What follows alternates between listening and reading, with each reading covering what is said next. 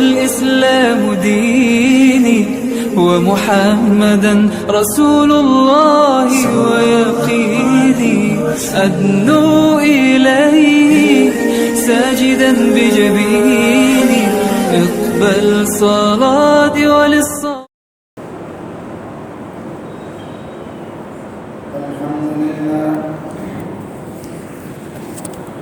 الحمد لله نحمده ونستعينه ونستغفره ونؤمن به ونتوكل عليه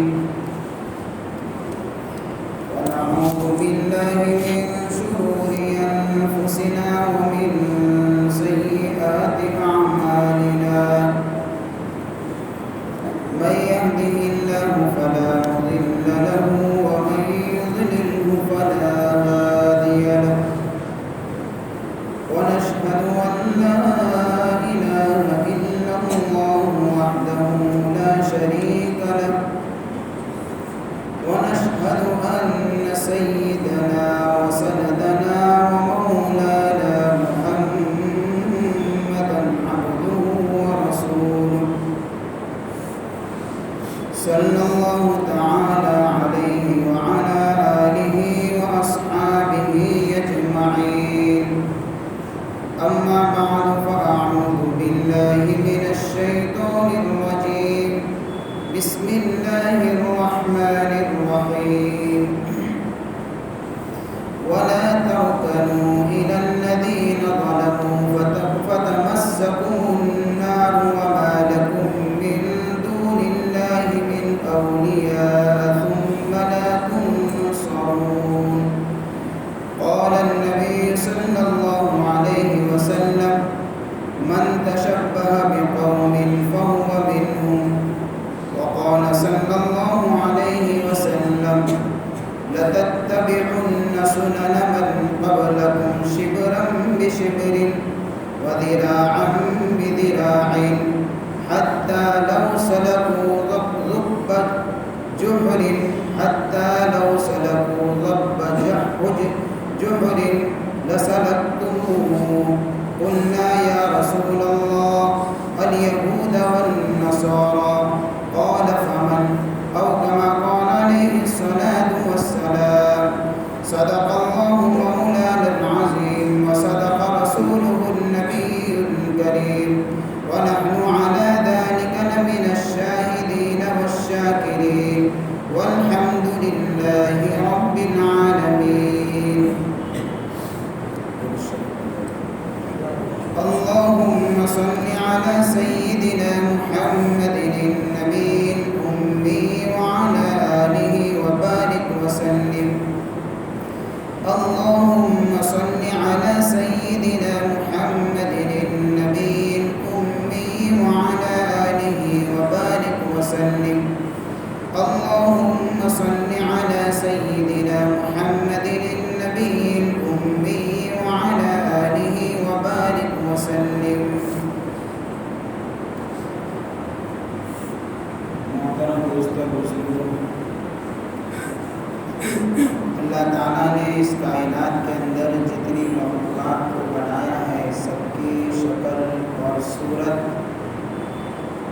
اس کا رنگ اور ڈنگ، ہر چیز کو ایک دوسرے سے مختلف رکھا ہے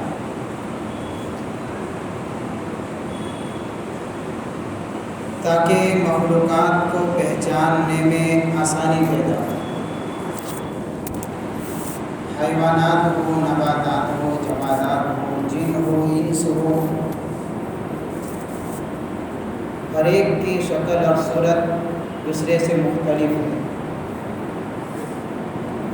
اسی طریقے سے اللہ نے انسانوں کو بنایا تو ان کی آپس کی شکلیں بھی دوسرے سے مختلف ہے، رنگ الگ ہے، انداز الگ ہے، طبیعت الگ ہے، مزاج الگ ہے، بولی الگ ہے، ہر چیز مختلف ہے۔ اسی انسانوں میں سے اللہ نے ایک قوم کو ایمان سے نوازا، ان کو ایمان والا بنایا، اور دوسری قوم اس دنیا کے اندر بستی ہے، اس کو کافر کہیں گے، چاہے کفر کسی بھی شکل میں ہو، الکفر ملت واحدہ،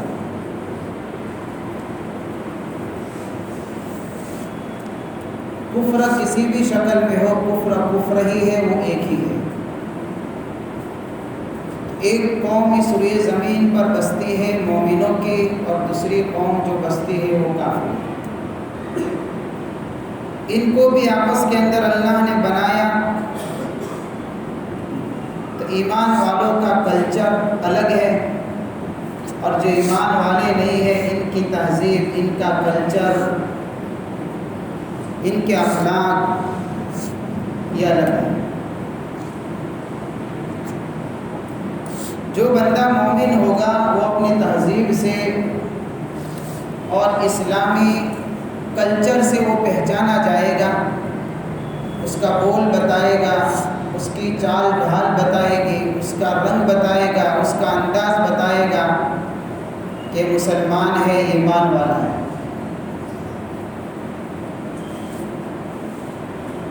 اس لیے کوشش یہ کرنی چاہیے کہ اللہ نے ہمیں جس پاکیزہ اور مہذب کلچر کے اندر بھیجا ہے، جس عظیم نسبت سے اللہ نے ہمیں نوازا ہے، جو ایمانی نسبت ہے، دین کی نسبت ہے، اس نسبت کو باقی رکھنا ہماری سب کی ذمہ داری ہے، تاکہ ہماری پہچان باقی رہے، اسلامی تہذیب باقی رہے، دین باقی رہے، ہماری دینی سوچ باقی رہے، دینی فکر باقی رہے۔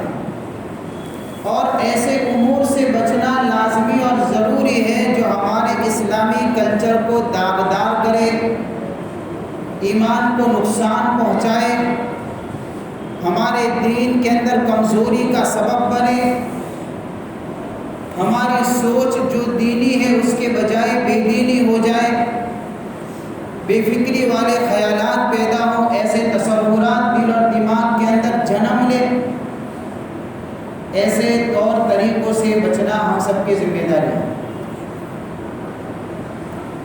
اس لیے اللہ نے قرآن پاک کے اندر جگہ جگہ پر ایسے کاموں سے روکا ہے جو آدمی کے اسلامی تشخص کو ختم کرنے والے کام ہوتے ہیں، اس کے اصل پہچان جو مومنانہ پہچان ہے، جو اس کو ختم کرنے والے کام ہوتے ہیں، ایسے کاموں سے اللہ نے روکا ہے۔ بہت ساری جگہ کے اوپر ہم دیکھیں گے، جیسے ایک جگہ کے اوپر اللہ نے فرمایا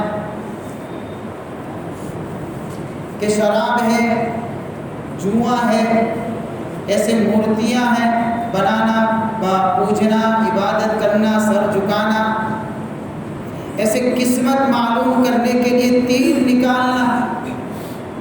اس زمانے کے اندر ان کے پاس تیروں کا ایک تھیلا رہا کرتا تھا، جب وہ کہیں جانا چاہتے تھے یا کوئی کام کرنا چاہتے تھے وہ تیر نکالتے تھے، اس کے اوپر یس لکھا ہو تو سمجھتے تھے کہ آج اپنا بیڑا پار کام کرو،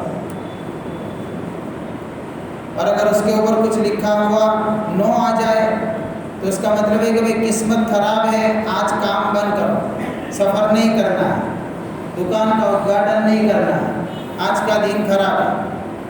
اور اگر کچھ لکھا ہوا ہی نہ ہو تو کہ ابھی قسمت کا پتہ نہیں چلا، پھر نکالو۔ ایسی قسمت معلوم کرنا، اللہ نے فرمایا رجس من عمل الشیطان فاجتنبوہ لعلکم تفلحون، یہ ناپاک اور گندے کام ہے، اس سے بچنا چاہیے۔ جو آدمی اس سے بچے گا اپنے اسلامی تشخص کو باقی رکھے گا، اس کی پہچان باقی رہے گی اور وہ کامیاب ہوگا۔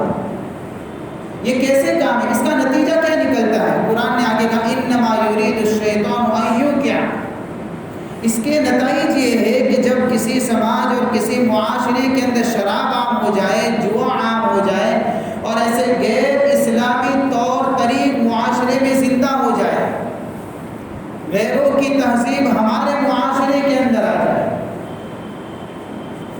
کافر قوم کی نکالی کی عادت ہماری طبیعتیں بن جائے، جب یہ ساری چیزیں ہمارے اسلامی معاشرے کے اندر زندہ ہوگی تو اللہ فرماتے ہیں کہ شیطان تو بھائی چاہتا ہی یہی ہے کہ ایسی تہذیب کو تمہارے اندر ڈال کر اور ایسے غلط کاموں کو مسلم معاشرے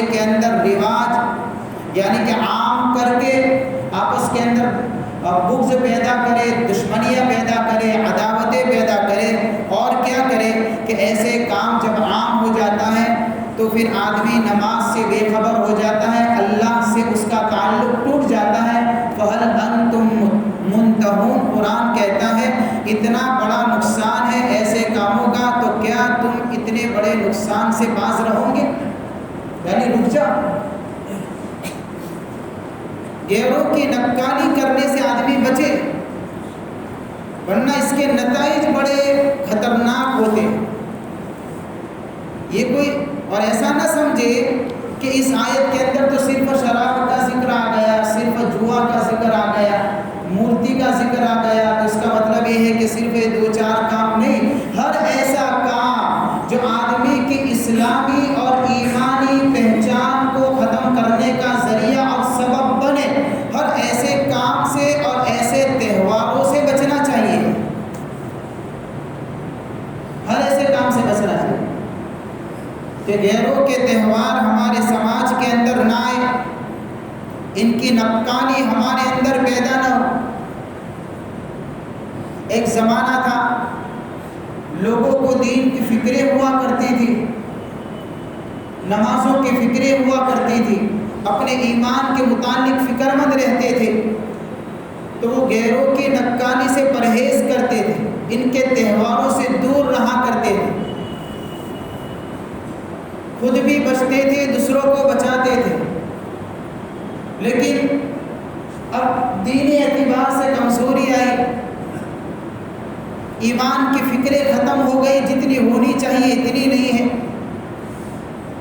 ہماری اصل پہچان کیا ہے ہم کو ہی پتہ نہیں ہے۔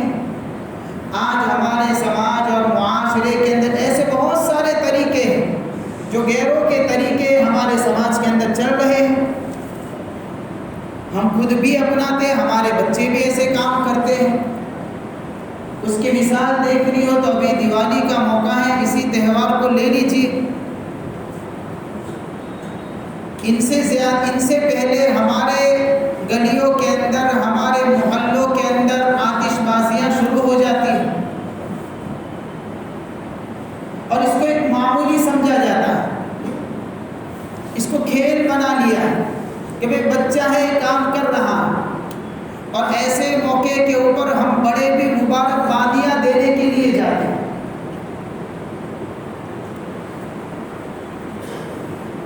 اسلامی احکامات اس کے متعلق کیا ہیں؟ دین نے ہماری کیا رہبری کی ہے؟ ہم مومن ہیں، ہماری نسبت جڑی ہوئی ہے بہت ساری ایک عظیم چیز کے ساتھ میں، ایک عظیم دین کے ساتھ میں۔ یہ کیا کہنا چاہتا ہے؟ ہمدردی کا مطلب یہ نہیں ہے، قرآن نے بھی کہا ہے کہ اگر ہم غیر مسلموں کے ساتھ میں رہتے ہیں تو ان کے ساتھ اچھا سلوک کرو، نرمی کا برتاؤ کرو، شریعت کی تعلیم ہے، حضور کی سیرت پڑھیں گے، ساری چیزیں ملے گی۔ لیکن اس کا مطلب یہ نہیں ہے کہ ہم اپنی ایمان کی پہچان کو ہی سائڈ پر رکھ دیں اور اسی کو ہمدردی کہا جائے، اور اسی کو نرمی کا نام دیا جائے، اور اسی کو انسانیت کا نام دیا جائے۔ ہم خود بھی ملوث ہوتے ہیں، ہمارے بچے بھی یہ کام کرتے ہیں، وہ بھی آتش بازیوں سے باز نہیں آتے، پیسوں کی فضول خرچی ہے اس کے اندر، ایمان خراب ہوتا ہے، بہت ساری وجوہات ہیں جس کی بنا پر ان کی نقل کرنے سے ہم کو روکا ہے۔ سب سے بڑی وجہ یہ ہے کہ غیروں کے تہوار میں شرکت کا سب سے بڑا نقصان یہ ہوتا ہے کہ آدمی کا ایمان خطرے میں پڑ جاتا ہے، یہ سب سے بڑی وجہ۔ ہم مومن ہیں، اللہ نے ہمیں ایمان کے ساتھ میں نسبت عطا فرمائی ہے، اللہ نے ہمیں توحید کے ساتھ میں نسبت عطا فرمائی ہے، ایک اللہ نے اپنے عظیم دین سے ہمیں نوازا ہے۔ اس کی قدر تو یہ ہوتی کہ ہم ایسے موقع کے اوپر اللہ کا شکر ادا کرتے کہ اللہ تیرا شکر ہے کہ تو نے ہم کو ایسے ناپاک چیزوں سے بچایا ہے، ہمیں ایمان سے نسبت عطا فرمائی ہے، توحید کی عظیم الشان جیسے عظیم نعمت سے ہمیں نوازا ہے۔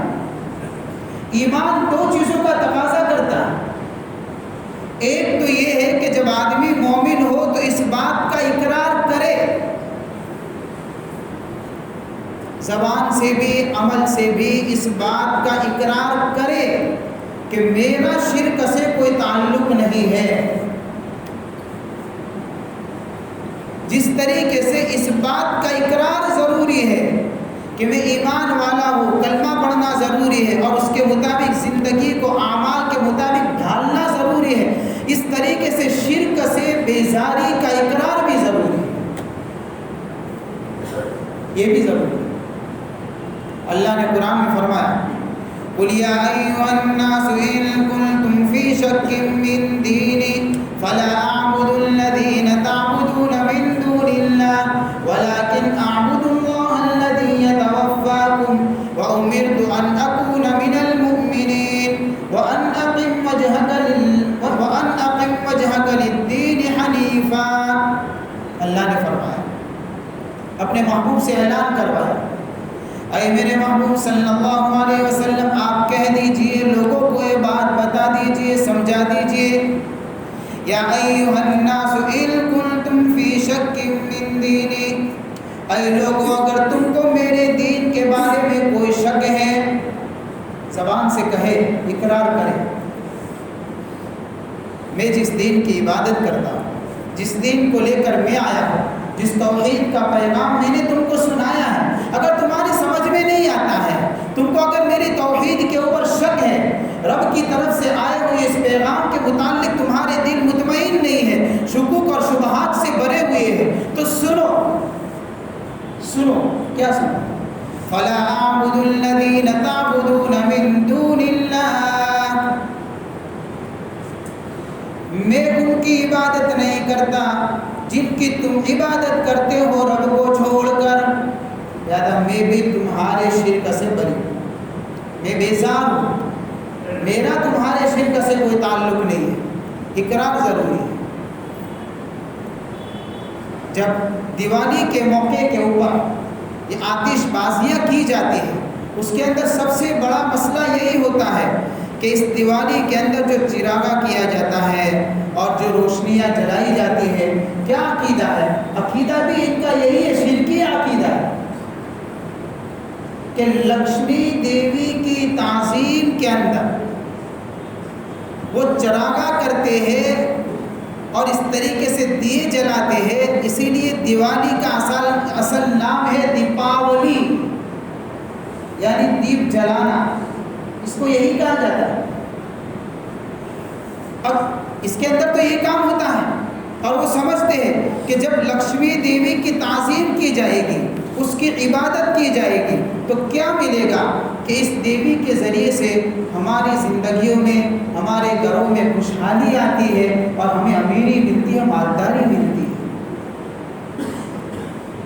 جس تہوار کی بنیاد شرک پر ہو، اسی تہوار کو ہمارے سماج میں منایا جائے تو یہ شرک کی موافقت ہوئی کہ مخالفت ہوئی؟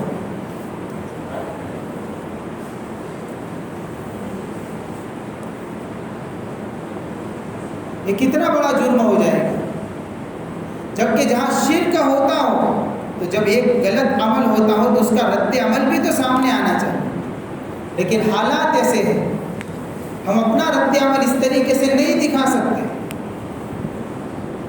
اس ملک کے حالات کو دیکھتے ہوئے تو کم از کم حدیث کے روح سے سب سے کم درجہ ہے کہ اپنے دل کے اندر تو اتنا تصور ضرور کرے کہ جس شرک کے اندر یہ قوم مبتلا ہے، یہ شرک انتہائی عظیم گناہ ہے،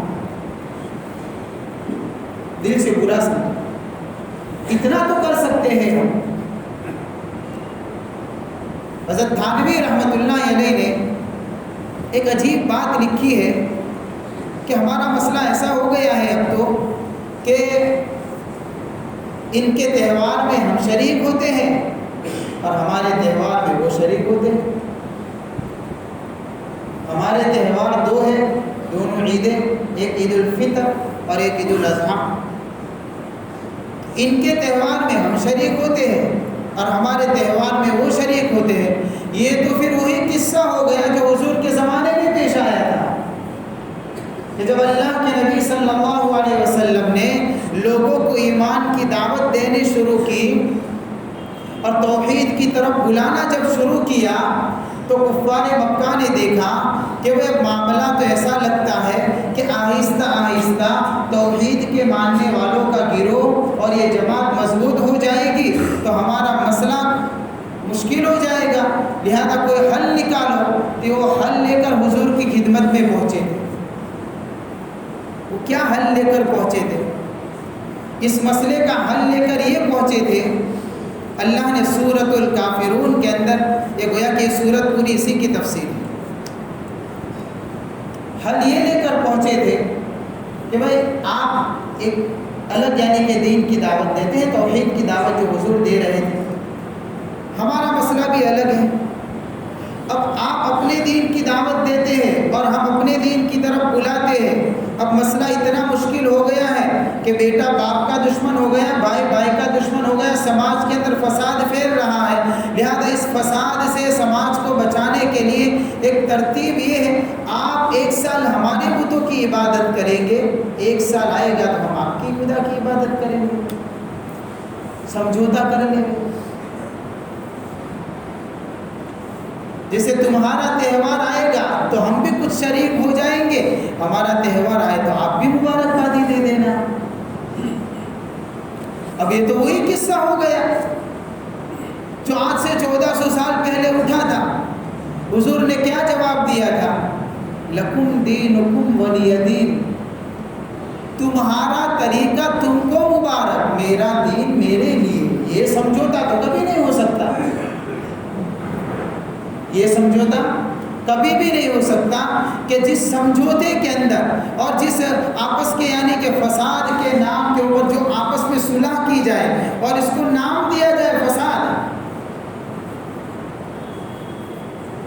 آپس کے اختلافات سے بچنے کے لیے انسانیت کا کام کرنا، تو بھئی کیا کرنا پڑے گا کہ بھئی تعلقات اچھے ہیں تو مبارکبادی تو دینی پڑے گی، وہ ہم کو بھی دیتے ہیں لہذا ہم بھی دیں گے۔ مبارکبادی دینے کا مطلب یہ ہو گیا کہ جس شرک کے اوپر ان کے مذہب ان کے تہوار کی بنیاد رکھی گئی ہے، آپ نے اس کو شرک کے اوپر برکت کے دعا دے دی۔ مبارکبادی کا مطلب کیا ہے؟ یعنی آپ جو شرک کرتے ہیں آپ کو اس شرک میں برکت ہو جائے۔ لکم دینکم ولی دین، یہ معاملہ تو کبھی بھی نہیں ہو سکتا۔ اس لیے ایسے تہواروں میں شریک ہونا یہ سب سے بڑی وجہ جو روکا جا رہا ہے، اس لیے روکا جاتا ہے کہ آدمی اگر ایسے تہوار میں شریک ہوگا تو سب سے پہلے اس کے ایمان کا مسئلہ مشکل میں پڑ جائے گا۔ ما کان لنا ان نشرک باللہ من شیء ذلک من فضل اللہ علینا وعلی الناس ولکن اکثر الناس لا یشکرون۔ یہ مناسب ہی نہیں ہے کہ ہم رب کے ساتھ کسی اور کو شریک ٹھہرا لے۔ یہ کیا مطلب؟ یہ توحید جیسی عظیم نعمت سے جو اللہ نے ہم کو نوازا ہے، یہ اللہ کا فضل ہے کہ اللہ نے ہم پر اور لوگوں پر اس فضل سے یعنی کہ اپنی بارش برسائی ہے رحمت کی، لیکن لوگ جو اس نعمت کی ناقدری کرتے اکثر شکر گزار نہیں ہوتے اور پتہ نہیں ہوتا، ایسے غیر محسوس طریقے سے ایسے کاموں کے اندر شریک ہوتے ہیں۔ سوال کرتے ہیں لوگ کہ بھئی اپنا ارادہ تھوڑی ایسا ہے، ہمارا ارادہ تھوڑی ایسا ہے کہ ہم کسی کو شرک کے اوپر رہنے کی دعا دیں گے کہ بھئی تو شرک پر باقی رہے۔ مبارکبادی تو خالی انسانیت کے نام پر ہے، تو پھر اس کی مثال تو ایسی ہو گئی کہ بھئی ایک آدمی زہر کھا رہا ہے، پوچھا کہ بھئی کھاؤں گے تو مر جاؤں گے، اس نے کہا بھئی میرا ارادہ مرنے کا تھوڑی ہے، میرا ارادہ مرنے کا تھوڑی ہے، تو کیا اس کا ارادہ نہیں ہوگا تو بچ جائے گا؟ ہر چیز کی تاثیر ارادے کے ساتھ میں جڑی ہوئی نہیں ہے، اس لیے ارادہ کریں گے تو ہی اثر ہوگا ایسا معاملہ نہیں ہے۔ جو شرک ہے وہ تو شرک ہے ہی، اس لیے بیزاری ضروری ہے، اس سے بچنا ضروری ہے، اپنے بچوں کو بچانا ضروری ہے۔ دوسری وجہ کیا ہے کہ جب ایسے تہواروں میں شرکت کی جاتی ہے یا ایسے تہواروں کو منایا جاتا ہے یا ہمارے بچے مناتے ہیں یا اس کی مبارکبادی دی جاتی ہے تو اس کے اندر نفس پرستی کا عنصر چھپا ہوا ہے. اس لیے کہ اسلام کے علاوہ جتنے بھی تہوار لوگوں کے رائج کردہ تہوار، لوگوں کے بنائے ہوئے تہوار ہیں، یہ سارے تہواروں کی بنیاد نفس پرستی پر ہے. اس کے اندر رقص، ناچ گانے ہوتے ہیں، پیسوں کی فضول خرچی ہوتی ہے. اور اللہ نے قرآن میں فرمایا افرأیت من اتخذ الہہ ہوا، آپ نے دیکھا ایسے شخص کو؟ کیسے شخص کو دیکھا؟ کہ آپ نے دیکھا ایسے شخص کو جس نے اپنے نفس کو ہی اپنا رب بنا لیا ہے، اپنے ہی نفس کو اپنا رب بنا لیا. نفس میں جو آیا وہ کر رہا ہے. اور ان تہواروں کے اندر نفس پرستی ہے، اس لیے کہ نفس کو لذت ملتی ہے. خواہش پرستی ہے، اس لیے کہ اس کے ذریعے سے انسان کی خواہشات پوری ہوتی ہے. ایسی محفلیں اس کو ملتی ہے. نتیجہ کیا نکلتا ہے؟ نتیجہ یہ نکلتا ہے کہ پھر ایسی محفلوں میں شرکت کی وجہ سے زنا کاری عام ہوتی ہے، بدکاری عام ہوتی ہے، ناجائز تعلقات جڑتے ہیں، نوجوان لڑکے اور لڑکیوں کی زندگیاں داؤ پر لگتی ہے. وہ ساری ایسی محفلوں کے ذریعے سے ہی ہوتا ہے. اس کے لیے الگ محفل نہیں سجائی جاتی. اور یہی نفس پرستی ہے. اور یہی وجہ ہے کہ آج ارتداد کی لہریں زوروں پر ہے کہ جب آدمی اپنے نفسانی خواہشات کی پیروی کرنے لگے گا تو نفس کی غلامی کی وجہ سے دین میں کمزور ہو جائے گا. شریعت نے اس سے روکا ہے. نفس آزادی چاہتا ہے اور شریعت نے اس کو مٹانے کا حکم دیا ہے. وما ابرئ نفسی ان النفس لامارۃ بالسوء. نفس ہمیشہ آدمی کو برائی کی طرف لے جائے گا. نفس کی طرف سے کبھی نیکی کا حکم ہوتا ہی نہیں ہے. اور یہ دیوالی یا اس جیسے دیگر تہوار جس کے اندر آدمی خود شریک ہو یا اپنے بچوں کے ذریعے سے وہ کام کروائے،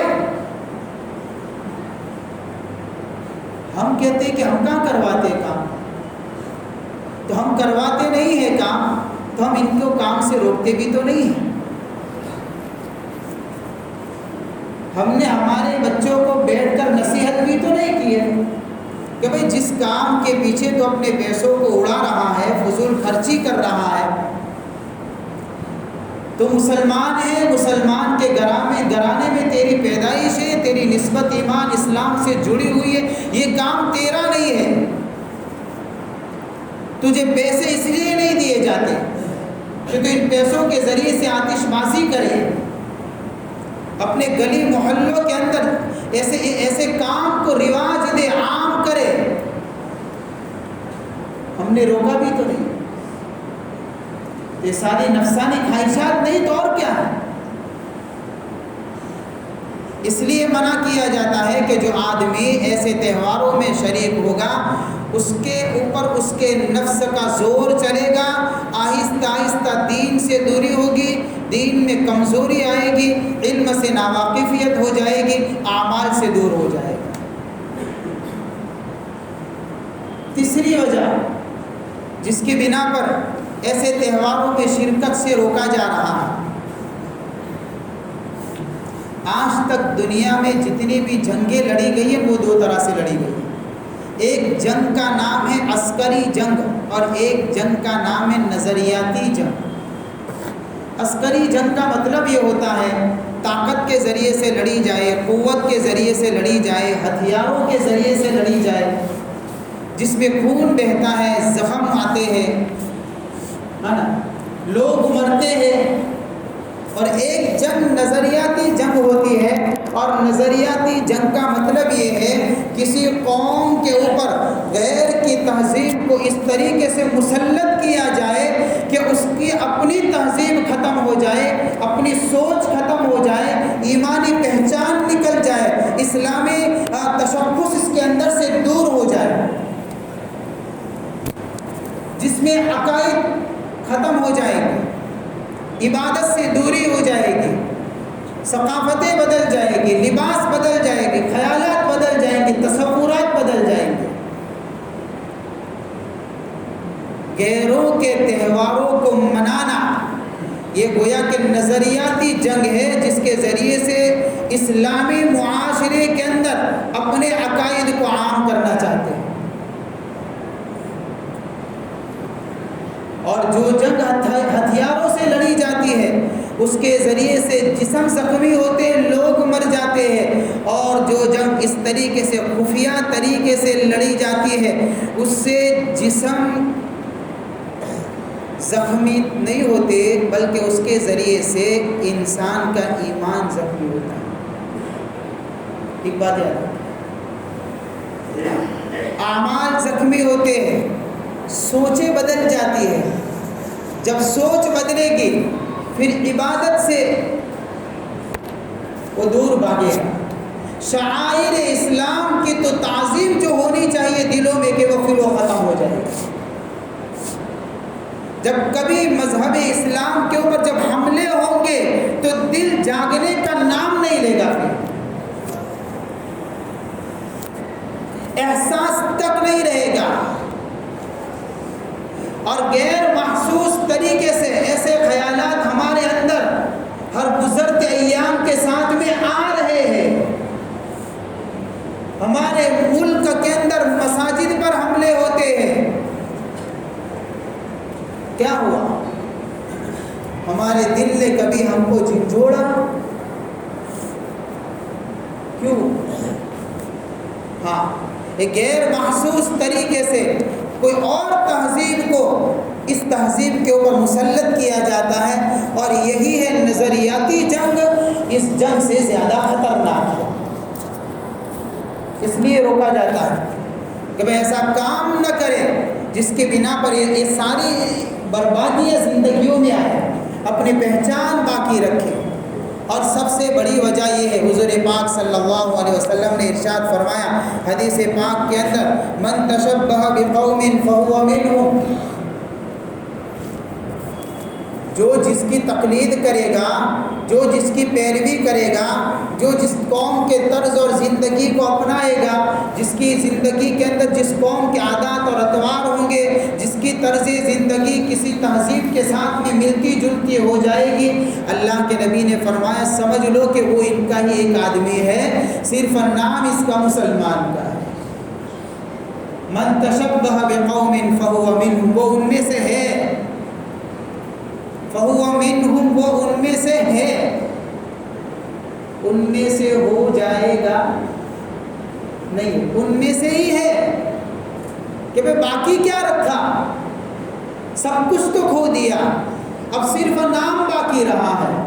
خیالات بدل گئے، سوچ بدل گئی، ایمان کے اندر غیر محسوس طریقے سے کمزوریاں آ گئی، کمزوری نہیں بلکہ نکل چکا، احساس نہیں ہوا، عبادت سے دوری ہو گئی، نبی کی زندگی سے دوری ہو گئی، اب باقی کیا رہا؟ اللہ کے نبی نے فرمایا من تشبہ بقوم فہو منہم، وہ ان کا ہی ایک فرد ہے، چاہے اس کا اٹھنا بیٹھنا ہمارے سماج اور معاشرے میں۔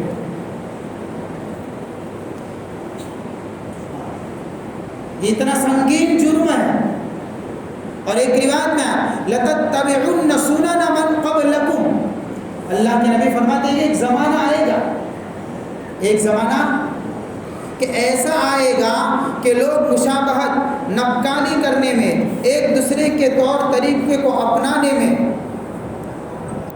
اتنا غلو کریں گے اور ایسی غلامی دکھائیں گے کہ ایک ایک بالشت کے برابر ان کے قدم قدم کی پیروی کریں گے۔ کہاں تک پیروی کریں گے؟ یہاں تک پیروی کریں گے کہ اگر وہ باطل قوم گو کے بل میں گھسے گی تو یہ بھی پیچھے پیچھے اس کے بل میں جائے گا۔ اسی کو غلامی کہا جاتا ہے، اسی کو مشابہت کہا جاتا ہے کہ اگر گو کے بل میں گھسے تو یہ بھی گو کے بل میں، یعنی ایک ایک طریقے میں ان کے پیچھے چلیں گے، ایک ایک طریقے میں، کوئی کام ایسا نہیں ہوگا جو ان سے ہٹ کر کریں گے۔ کوئی کام ایسا نہیں۔ اب صحابہ کے زمانے میں تو یہ چیز تھی نہیں، تو صحابہ نے فوراً حضور سے سوال کر دیا، یا رسول اللہ صلی اللہ علیہ وسلم ایسی کون سی قوم ہے جس کے پیچھے لوگ چلیں گے اور ان کے طریقے اس امت میں زندہ ہوں گے؟ ایسا بھی زمانہ ہے، کیونکہ وہاں تو پہچان باقی رکھی تھی صحابہ نے۔ حضور نے جو ایک اسلامی کلچر جو قائم کیا تھا، اور ایک ایمانی ریاست کو جو قائم کیا تھا، اور جو پہچان بنائی تھی، اس زمانے میں مسلمان چلتا تھا تو پتہ چل جاتا تھا۔ اس لیے صحابہ نے فوراً سوال کیا، یار ایسا بھی ہوگا، ایسا بھی ہوگا؟ تو اللہ کے نبی صلی اللہ علیہ وسلم سے پوچھا، یا رسول اللہ یہ قوم جس کے پیچھے یعنی دوسری قوم چلے گی وہ کون سی قوم ہے؟ ان کے پیچھے پیچھے بھی چلیں گے لوگ، تو یہودی ہیں، نصارہ ہیں، کہ ان کی نقش قدم کی پیروی کی جائے گی؟ اللہ کے نبی نے فرمایا کہ پھر ہے کون؟ پھر دوسرا کون؟ تو غیروں کی نقالی کے اندر اس امت کا یہ حال ہو جائے گا کہ ایک ایک قدم کی پیروی کی جائے گی۔ ہم ہمارے سماج کو دیکھیں، ہمارے معاشرے کو دیکھیں، ہمارے بچوں کی زندگیوں کو دیکھیں، کیا کر رہے ہیں، کس طریقے سے وہ ایسے کام۔ سب سے پہلے ہمارے معاشرے کے اندر ان کے تہوار منائے جائے، سب سے پہلے۔ وہاں تو کئی دن باقی ہے، اور یہاں کئی دن پہلے سے ایڈوانس استقبال کیا جاتا ہے۔ میرے بھائیو، ایک طرح کی ذہنی غلامی ہے۔ جب ذہن غلام بن جاتے ہیں تو پھر جسم تو غلام بن ہی جائیں گے، زیادہ دیر نہیں لگے گی۔ ایک اللہ کے نبی صلی اللہ علیہ وسلم کے واسطے سے ہمیں ایک پہچان دی تھی، اس پہچان کو ہم اپنی زندگیوں میں بھی باقی رکھیں اور ہماری اس نسل میں باقی رکھیں، تاکہ ہمارا مستقبل جب اس نسل کے ذریعے سے آگے بڑھے تو اسلامی معاشرہ نظر آئے۔ آج کے چھوٹے کل کے بڑے ہو جائیں گے۔ اس بچپنے کے اندر اس تہذیب کے ساتھ میں، ایمانی اور اسلامی زندگیوں کے ساتھ میں ان کو سنوارا جائے گا تو مستقبل کا معاشرہ ایمانی اور اسلامی نظر آئے گا۔ آج کے بچوں کے اوپر اگر تربیت کے اعتبار سے توجہ نہیں دی جائے گی تو ہماری نسلیں کہاں سے کہاں تک پہنچے گی ہم سوچ نہیں سکتے، تصور نہیں کر سکتے، اور اس کا سب سے بڑے ذمہ دار ہم بنیں گے۔ ہر بات کے اوپر ایک نعرہ نہ لگائیں میرے بھائیو، ہر بات کے اوپر ایک نعرہ نہ لگائیں کہ دشمن کی سازش ہے، جان چھوٹ جائے گی۔ کچھ ہماری بھی تو کمزوریاں ہیں، ہے نا بھائی؟ سود عام ہو گیا، دشمن کی سازش، جھوٹ عام ہو گیا، دشمن کی سازش، گانا بجانا عام ہو گیا، دشمن کی سازش، موبائل کے اندر غلط تصویریں دیکھنا، رکھنا، نیگیٹو استعمال کرنا عام ہو گیا، دشمن کی سازش، ہر کام دشمن کی سازش۔ تو ہم اتنے بڑے پاکیزہ ہیں میرے بھائیوں، میری ذات کو بھی میں کہہ رہا ہوں، ہمارا کوئی بھی قصور نہیں ہے، ہماری کوئی کمزوری نہیں، ہماری کچھ غفلت نہیں، سارا حق کا سارا ہی کام دشمن نے کیا ہے۔ ہم میوزک سنیں گے، ہم غلط چیزیں دیکھیں گے، ہم غلط کام کریں گے، اور ہم ساتھ میں کہیں گے بھی کہ دشمن کی سازش، یہودیوں کی سازش، عیسائیوں کی سازش، کافروں کی سازش۔ بھئی کام تو ہم کر رہے ہیں، یہ شیطانی دھوکہ ہے۔ اس طریقے سے کہہ کر ہماری جان کو چھڑانا مقصود ہے۔ سازش کا مطلب یہ نہیں ہوتا کہ ہر برائی کا ذمہ دار وہی بنا، کچھ کمزوریوں کے ذمہ دار تو ہم بھی بنے۔ سازش ہے، انکار نہیں کریں گے، لیکن اتنی بڑی نہیں ہے جتنی بڑی ہم بنا کر پیش کر رہے ہیں۔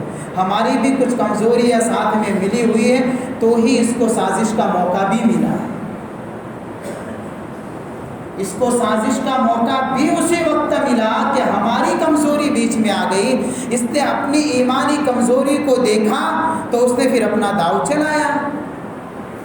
اس نے اپنے بچوں کو روکے، سماج کو اور معاشرے کو ایسی باتوں سے روکے لوگ پوچھا کرتے ہیں دیوالی کی مٹھائی کھانا جائز، مبارکبادی دینا جائز؟ علماء نے منع فرما دیا ہے، ناجائز ہے۔ ہاں البتہ مٹھائی کے متعلق اتنی بات کی وضاحت کی ہے مفتیان کرام نے کہ اگر وہ بتوں کے یعنی کہ نام پر چڑھائی ہوئی مٹھائی نہیں ہے، بتوں پر سے جو اتاری جاتی ہے، یا اسی طریقے سے یعنی کہ کوئی ناپاک چیز اس مٹھائی میں ملی ہوئی نہیں ہے، یا اس طریقے سے اتنی بڑی یعنی حرام آمدنی والا کوئی آدمی نہیں ہے، تو اتنا لکھا ہے کہ دل جوئی کے لیے لے سکتے ہیں، لیکن ساتھ میں یہ بات لکھی ہے کہ احتیاط تو اس میں بھی ضروری ہے۔ اس لیے ہم مقدم پہلو جو ہے احتیاط کا رکھیں۔ یہ صرف مٹھائی کے بارے میں لکھا ہے، دیوالی کی مبارکبادی دینے کے بارے میں نہیں لکھا۔ مبارکبادی دینا صحیح نہیں ہے، غلط ہے۔ کوئی کسی بھی بہانے سے دے جو غلط ہے وہ غلط ہی رہے گا۔ اللہ ہماری حفاظت فرمائے۔ وآخر دعوانا ان الحمد للہ رب العالمین۔